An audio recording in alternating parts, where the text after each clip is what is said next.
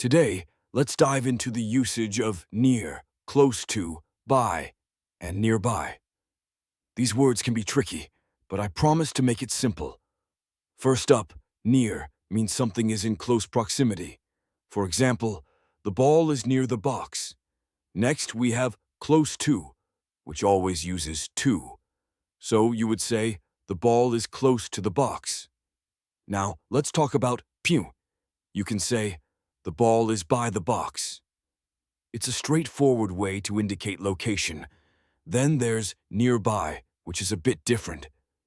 Remember, nearby doesn't take a direct object. You might say, there's a box with a ball nearby. Helpful tip: use close to when you want to specify a relationship, and use nearby at the end of a sentence for a smoother flow. With these tips, you'll master these terms in no time.